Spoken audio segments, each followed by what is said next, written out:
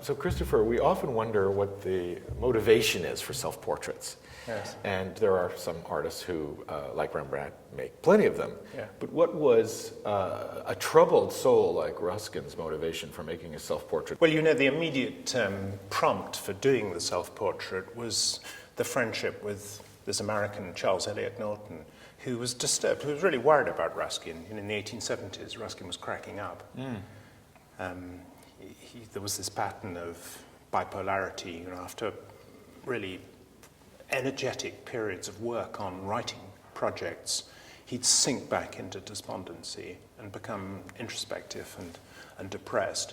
And Norton believed that, you know, Ruskin could find himself by searching into his own physiognomy, by studying his own appearance, and that this would be a way of self-identifying, as it were. Whether it worked or not, I mean, there are a series of these self-portrait drawings, of which this from New York, from Morgan Library, is the most extraordinarily intense. And it's all about looking, isn't it? I mean, you know, his eyes are absolutely piercingly engaged with their reflected image, as if he really is trying to discover something about himself. He's a Victorian in the sense that he certainly is not going to be tempted to reveal information about his inner desires and feelings. For that, we look at the drawings. Right. I mean, this is, Mark, this is what this exhibition is all about. You know, from the very outset, our purpose has been to put together a group of drawings which give you glimpses of the man. And the drawings really are incredibly revealing because he's utterly ingenuous in his choice of subjects, you know, the landscapes, the geological studies, the architectural subjects. There's no monitoring, there's no self-control. The drawings follow absolutely the pattern of his obsessions and preoccupations. No, it's so interesting the way we've managed to put together, and well, the Basilica of St. Mark's against its daguerreotype, for example. Well, why don't we look at that? Yeah. Because that's a building that many, many people are familiar with, Yeah. perhaps more than the Pisan Church over here. And that watercolour, that drawing is an amazing tour de force, isn't it? It's a relatively complete formal study, but it has within it such myriad variations, particularly, I think, in the observation of these capitals, these Byzantine capitals that support the southwest portico. Ruskin loved them because they were all different.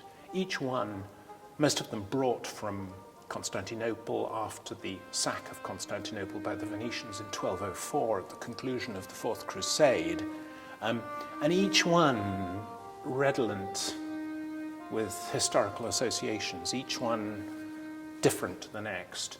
But it's also a monument to imperialism, isn't it? Because these are all made by different hands and from different places. Yeah, and it's the different hands. You know, he has this sense of the identity of craftsmen whose lives had been led, you know, a millennium previously.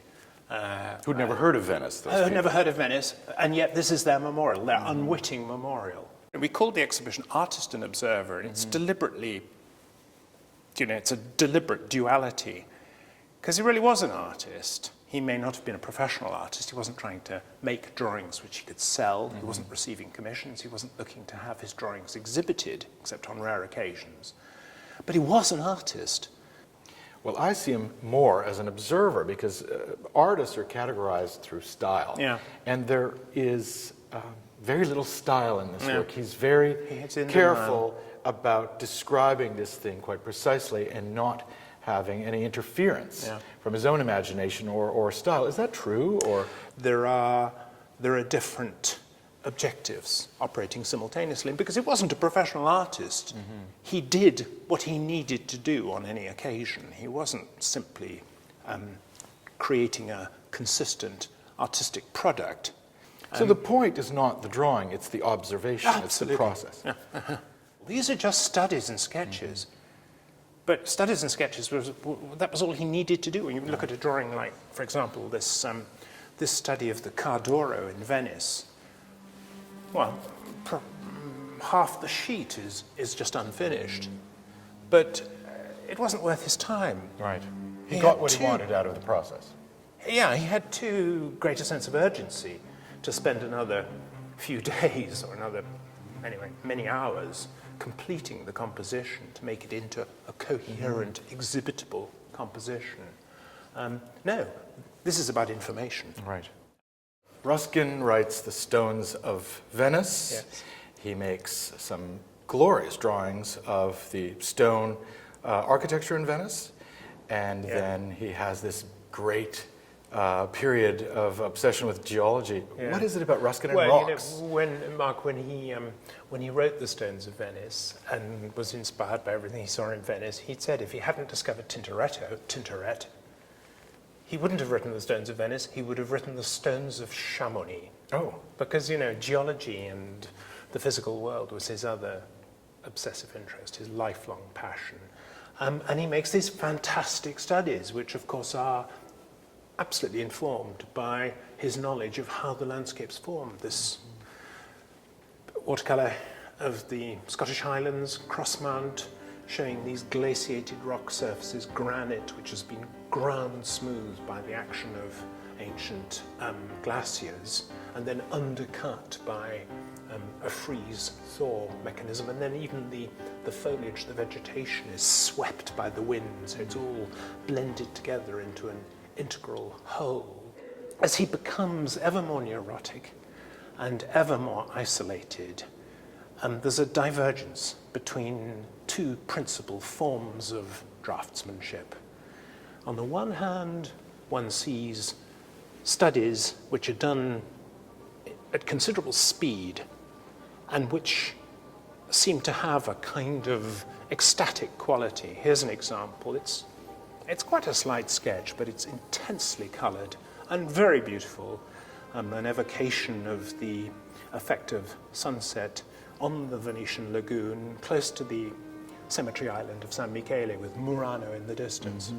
And he did it in a spirit of delight. He was just thrilled by the meteorological effect that he found that winter's afternoon from his gondola in Venice. And he enjoyed it so much that he suffered a relapse.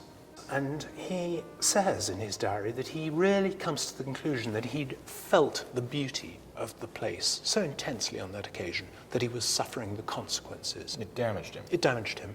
Towards the end of that stay, he makes this extraordinary watercolour of the northwest corner of the facade of the Basilica of St. Mark's in Venice.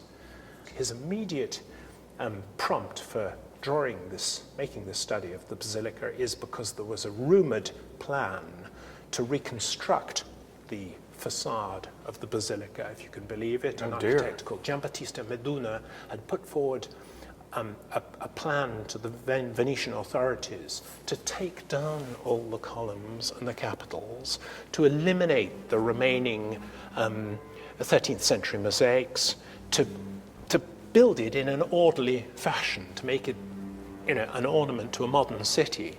And Ruskin was just so appalled at the thought that anybody could want to do that, that he lent his name to a campaign, international campaign, which was launched. William Morris was involved to try and prevented that happening. And Ruskin devotes himself to this study of a building that he adored, that he looked at for decades. In a similar situation as the Cadoro earlier. Absolutely. It's a gesture of protest. We must preserve this because it's so important. It's drawings of this kind that we can regard as symptoms of this sense of helplessness, of wanting to make something of which you could be certain. Thank you so much for enriching this for us, Christopher. Mark, it's such a pleasure, and gosh, I've loved seeing the things again, seeing them with you, and working on the exhibition. It's just been a delight. It's been thrilling for us. Thank you again. Thank you so much.